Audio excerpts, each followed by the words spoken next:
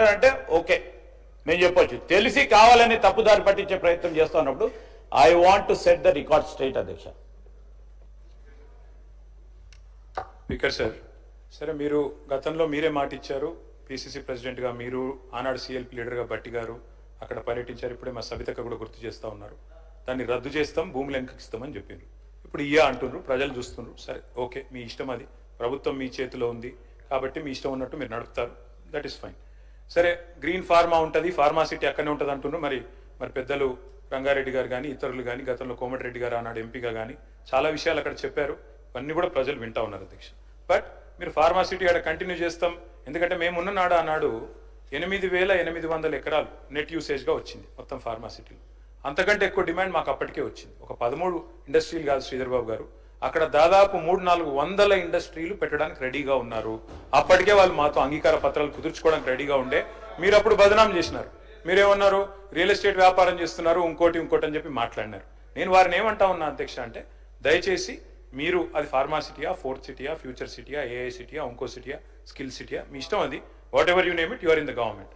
అధ్యక్ష, నేను అనేది ఏమంటే అధ్యక్ష, మొన్న నేను చెప్పడం కాదు, అక్బరుద్దీన్ ఓవైసీ గారు ఇక్కడ నుంచి చెప్పారు రియల్ ఎస్టేట్ కుప్ప కూలింది అని.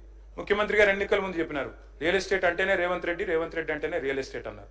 మరి ఎందుకు అధ్యక్ష ఈరోజు వేణుగోపాల్ రెడ్డి అనే రియల్టర్ ఆత్మహత్య చేసుకునే పరిస్థితి వచ్చింది? ఎందుకు ఇవాళ సీఎం గారికి లెటర్ రాసి మరీ ఆత్మహత్య చేసుకునే పరిస్థితి వచ్చింది? రాష్ట్రంలో అధ్యక్ష మీరు కూడా వికారాబాద్ జిల్లా నుంచి ఉన్నారు.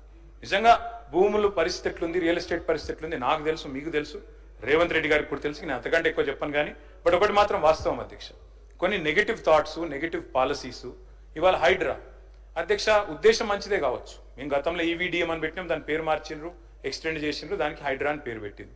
కానీ ఎట్లా నడుస్తుంది అధ్యక్ష హైడ్రా? పేదల మీదనేమో ప్రతాపం, పెద్దలనేమో కాపాడతారు. పెద్దలు ఎఫ్టీఎల్లో ఉన్న పట్టించుకోరు, ఆడ చెరువు ఆనుకొని బిల్డింగ్లు కట్టినా పట్టించుకోరు, కానీ పేదలను మాత్రం ఎప్పుడు పడితే అప్పుడు వచ్చి కూలగొడుతున్నారు. ఆఖరికి హైకోర్టు ఎన్నిసార్లు తెచ్చినా అక్కడ మాత్రం ఇది ఉండదు అధ్యక్ష, రెస్పాన్స్ ఉండదు. స్టాంప్స్ అండ్ రిజిస్ట్రేషన్స్ తగ్గింది, రెవెన్యూ ఇప్పుడు జిఎస్టీ తగ్గింది, వెహికల్ ట్యాక్స్ తగ్గింది, వెహికల్ ట్యాక్స్ నుంచి వచ్చే రెవెన్యూ తగ్గింది. ఇవన్నీ ఎందుకు జరుగుతున్నాయంటే నేను అడుగుతా ఉన్నా అధ్యక్ష, ఒకవైపు పరిశ్రమలు వెళ్ళిపోతున్నాయని పేపర్లో వార్తలు వస్తున్నాయి. Sridhar Babu garu, you can correct me if I'm wrong. Premier energy అనే కంపెనీ సీతారాంపూర్లో పెట్టుబడి పెట్టడానికి ఒప్పుకుంది, 1700 కోట్లది ఆంధ్రాకి తరలిపోయిందని వార్తలు వస్తున్నాయి. కార్నింగ్ అనే పరిశ్రమ మరి చెన్నైకి తరలిపోయిందని పేపర్లో వార్తలు. అదే మాదిరిగా కేన్స్ అనే పరిశ్రమ మరి అది కూడా వెళ్ళిపోయింది గుజరాత్ కు అని చెప్తా ఉన్నారు. వినండి శ్రీధర్ బాబు గారు, ఐ రిక్వెస్ట్ యు.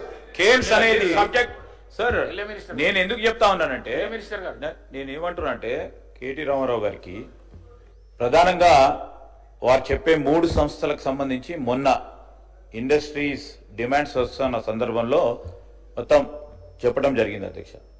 ఈ 3 సంస్థలకు సంబంధించి వారు చెప్పారు అధ్యక్ష, ప్రీమియర్ ఎనర్జీస్కి సంబంధించి మా ప్రభుత్వం ఏర్పాటైన తర్వాత వారు 2 ప్రధానమైన విభాగాలు ఇక్కడ ఏర్పాటు చేసుకొని, సార్ మా ప్రభుత్వం వచ్చిన తర్వాత ఎంఓయూలు చేసి 2 విభాగాలు ఆ ప్రీమియర్ ఎనర్జీస్కి సంబంధించి, 3వది అధ్యక్ష పేపర్లో వచ్చింది ప్రతి ఒక్కటి కరెక్ట్ అనుకొని మరి వారి సొంత పేపర్లో వచ్చిన కొన్ని అంశాలు కానీ ఇతర పేపర్లో వచ్చిన కొన్ని అంశాలు కానీ వారు మీరే రాసి మీ పేపర్లో వేసారు.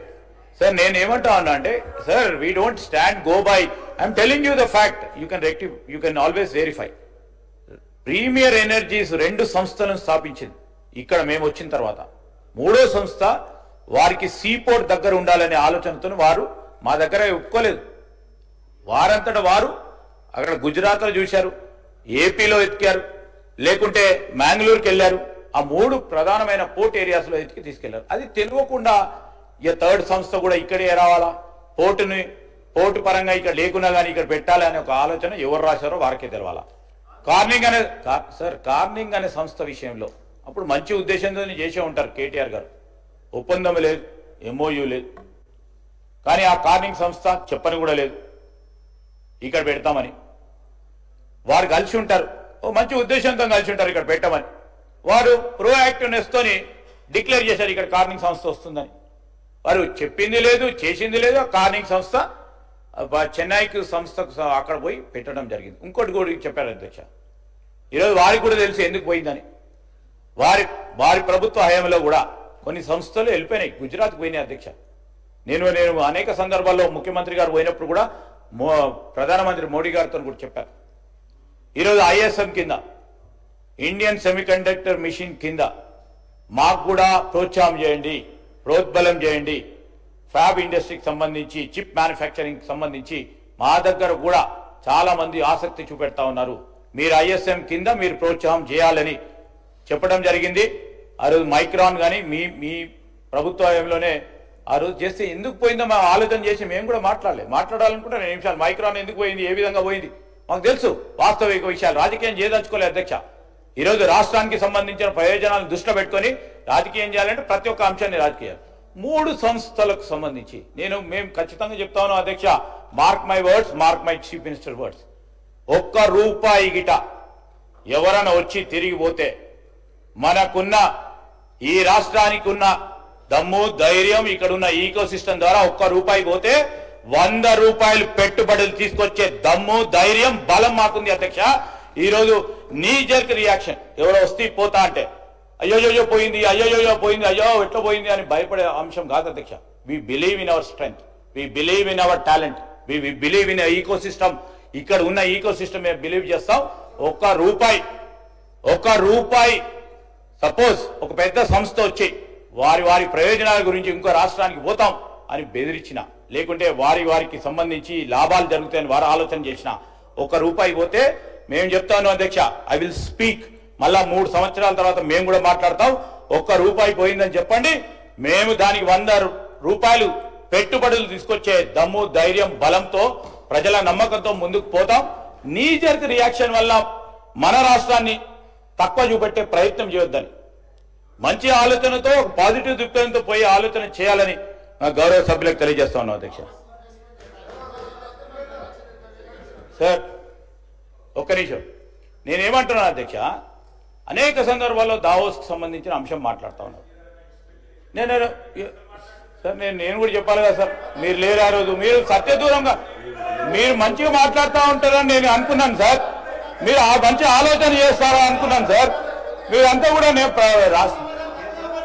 సార్ ఈరోజు నేను I'm not disputing sir, I'm not disputing.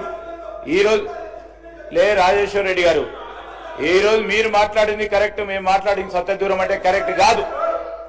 ఈరోజు నేను చెప్తా ఉన్నాను సార్, ఇవన్నీ కూడా నేను చెప్పాలంటే కూడా సార్ ఇవన్నీ ఒక్కటి తర్వాత ఒకటి చెప్పమంటే కూడా ఉంది సార్. ఈరోజు పాజిటివ్ ఈకో సిస్టమ్ ని క్రియేట్ చేసుకుంటూ పోయి ప్రతి సందర్భంలో కూడా ఒకసారి ఆలోచన చేయండి. ముఖ్యమంత్రి గారు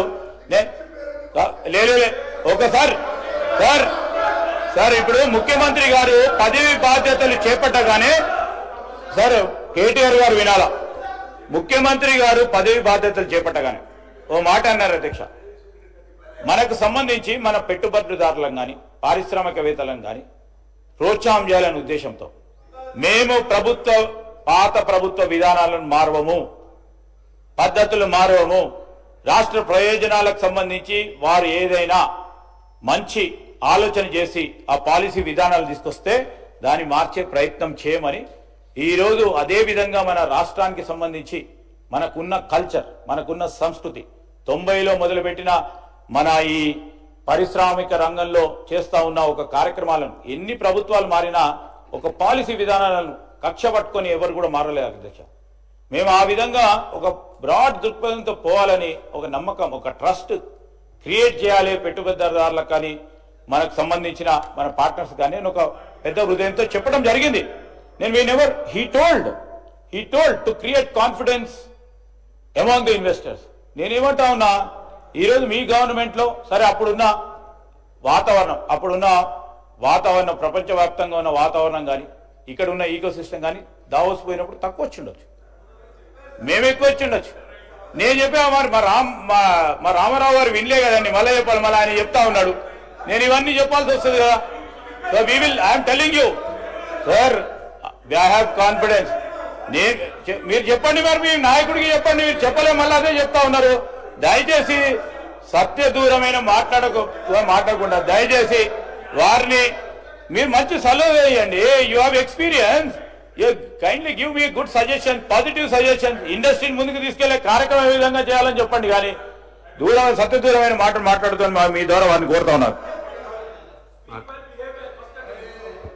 గౌరవ సభ్యులు కేటీఆర్ గారు మాట్లాడుతూ బ్రీఫ్ గా చెప్పండి సార్. గౌరవ కేటీఆర్ గారు మాట్లాడుతూ ఫార్మాసిటీ గురించి ఆ రోజు వెంకరెడ్డి గారు చేసిందని చెప్పాం. చేసినాం. మీరు ఏం చేసినప్పుడు 1000 ఇండస్ట్రీలు ఫార్మా ఇండస్ట్రీలు ఇక్కడ ఏర్పాటు చేస్తామని చెప్పి రైతులను బెదిరించి అసైన్మెంట్ లాంటితో పాటు అక్కడ ఉన్న స్థానిక ఎమ్మెల్యే గారు దాన్ని తక్కువ ధర ఖరీదు చేసి చేసుకొని ఒక రియల్ ఎస్టేట్ సంస్థగా మారుతూ 14,000 ఎకరాల 1000 కంపెనీలు పెడతామని చెప్పారు కేటీఆర్ గారు. నేను వారికి రిక్వెస్ట్ చేశాను, ఒకటే చోట ఇన్ని కంపెనీలు ఫార్మా కంపెనీలు పెడితే పక్కకే యాచారంతో పాటు ఆడ మంచాల కానీ తుర్గంజాలు కానీ ఇబ్రాహీంపట్నం కానీ ఇటు ఎయిర్పోర్ట్ వరకు పొల్యూషన్ వస్తుంది, ఇది మంచిది కాదని చెప్పి దాని మీద పోరాటం చేసినాం. పోరాటం చేస్తూ అప్పుడు రంగారెడ్డి గారు అందరూ కోదండ రెడ్డి గారు అన్ని అఖిల పక్షాలు కలిసి పోరాటం చేసి ఒకటే దగ్గర ఇన్ని సంస్థలు వద్దని చెప్పి ఆ రోజు చెప్పిన బాట వేస్తుంది. రెండవది చెప్పారు మీరు హైడ్రా పెట్టిను, ఇది పేదల ఇల్లు గుర్చేస్తున్నాను. హైడ్రా పేదల కోసం కాదు, ఎన్కన్వెన్షన్ గురించి ఇదే సభలో హరీష్ రావు గారు అది వాళ్ళ గవర్నమెంట్ రాక కాంగ్రెస్ గవర్నమెంట్ పాత గవర్నమెంట్ అది మొత్తం ఎఫ్టీఎల్లో కట్టిందని చెప్పి వారు మాట్లాడిన మాటలు అప్పుడు మేము అధికార పక్షం. ఆ తర్వాత వాళ్ళ గవర్నమెంట్ వచ్చిన తర్వాత కేసీఆర్ గారు ఇంక్లూడింగ్ అయ్యప్ప సొసైటీ మీద కొత్త గూగుల్ సర్వే చేపించి దాని మొత్తం కూడా ఇది ఎఫ్టీఎల్లోనే ఉండదని చెప్పి ఎన్కన్వెన్షన్ ని మొత్తం ఎఫ్టీఎల్ఏ నాట్ బఫర్ జోన్ చెరువేది అని చెప్పి ఇదే హరీష్ రావు గారు కోర్టులో పిల్లేశారు, మాట్లాడారు. ఇరిగేషన్ మినిస్టర్ అయినరు, మాట్లాడలే. ఎప్పుడైతే హైడ్రా పెట్టిందో లేక్లను సంరక్షించుకోవాలి, హైదరాబాద్ లో ఉన్న లేక్లను కాపాడాలని మా ముఖ్యమంత్రి గారు ఒక ఆలోచన వచ్చినప్పుడు డెఫినెట్గా చెప్పినాం. మేము పేదలైనా వాళ్ళకి ఆల్టర్నేట్ ఇల్లు కట్టిస్తాం, వాళ్ళని చూసాం. మూసిని మళ్ళా సుందరీకరణ చేసుకుంటూ అది అనంతగిరి కొండల నుంచి మళ్ళీ నల్గొండలో 30-40 లక్షల మంది జీవితాల ఆరోగ్యాలు ఈరోజు నాశనం అయిపోతుందని చెప్పి మేమందరం కోరితే దాన్ని ప్రక్షాళన మొదలు పెడితే మూసి చేయొద్దు. కానీ వీరేం చేస్తున్నారు, హైడ్రా గురించి ఎన్కన్వెన్షన్ కూడా మళ్ళా అధికారులతో చర్చించి మళ్ళీ వెంటనే దాన్ని కూడా తొలగించడం జరిగింది. అక్కడ లేక్ కూడా పునరుద్ధరించారు పెద్దోళ్ళైనా. ఇక్కడ కూడా ఆల్టర్నేటివ్ గా మూసి నిర్వాసితులకు ఇల్లు కట్టించి డబుల్ బెడ్రూమ్తో పాటు దాన్ని చేసినట్టయితే నల్గొండ, హైదరాబాద్, రంగారెడ్డి కాదు ఈ ప్రజలకు ఎందుకంటే దాంతో చాలా రకాల రోగాలు వస్తాయి గతంలో మాట్లాడినాం. అందుకనే మీరు హైడ్రా పేదలకు పెద్దలకు అని కాదు, మీలాగా అధికార పక్షం ప్రతిపక్షంలో ఉన్నప్పుడు కోర్టులకు వెళ్ళడం, ఎన్కన్వెన్షన్ ని తొలగించాలనడం, ప్రతిపక్షంలో ఉన్నప్పుడు అధికారం వచ్చిన తర్వాత Padmalaya studio, Annapurna studio N convention పిల్లేసి డ్రాప్ చేసుకోవడం మాకు అలవాట్లేదు. ఈ రోజు మా నల్గొండ ప్రజల జీవితాలు కాపాడడానికి మూసి ప్రక్షాళన కోరుతున్నాం, హైదరాబాద్ లో లేకుల పునరుద్ధరణ కోరుతున్నాం, చేసి చూపిస్తాం. మా ముఖ్యమంత్రి గారి సంకల్పానికి నల్గొండ జిల్లా ప్రజలందరూ కూడా హర్షిస్తూ ఇక మనం బతుకుతాం బాబు, మనకు జీవితాల మీద కిందనే ఫ్లోరైడ్ ఉన్నది, పైన హైదరాబాద్ డ్రైనేజ్ అంత వస్తున్నది, మనకు మంచి రోజులు వచ్చినాయి సంతోషపడుతుంటే అది నల్గొండ వాళ్ళు బతుకొద్దు, అది మూసి క్లీన్ చేయొద్దు. ఎంతసేపు మీకు నెగటివ్, మీరున్నప్పుడు మీరు చేసినేమో మంచి పనులు, కూలేశ్వరం కడితేనేమో మంచిది. మూసి ఇలా డ్రైనేజ్ అంతా ఫార్మాసిటీ కంపెనీలు వచ్చి మా లంగ్స్ ఖరాబ్ అయి క్యాన్సర్లు వస్తుంటే మేము చావాలి. మీరేమో గజ్వేల్ ఎందుకు పెట్టుకోవాలి ఫార్మాసిటీ? 1000 కంపెనీలు అక్కడ ల్యాండ్ దొరకలేదా మీకు? మళ్ళీ ఇక్కడ ఇబ్రాహీంపట్నం దొరికి ఇక్కడి నుంచి మళ్ళీ నల్గొండ కోసి పెట్టాలి నీళ్ళు. ఆ రోజు అందుకనే వ్యతిరేకించినాం. ఇలా గ్రీన్ ఫార్మాసిటీ అని మా శ్రీబాబు గారు చెప్పిండ్రు. అక్కడే మేము అమెజాన్ డేటా సెంటర్స్ వస్తున్నాయి, ఇంకా ఎన్నో పరిశ్రమలు వస్తున్నాయి. ఒకటే చెట్టు ఉండొద్దు, ప్రజావాసాలు తక్కువ దగ్గర పెట్టాలనేది ఆ రోజు కొట్లాడినాం. ఇప్పుడు కూడా దానుకున్నాం లిమిటెడ్ కూడా గ్రీన్ ఫార్మాసిటీ పెట్టాలనే ఇప్పుడు కూడా తక్కువ మందికే అక్కడ అవకాశం ఇస్తున్నాం. సార్ కేటీఆర్ గారు కొద్దిగా తొందరగా కన్క్లూడ్ చేయండి. స్పీకర్ సార్ ఇంతమంది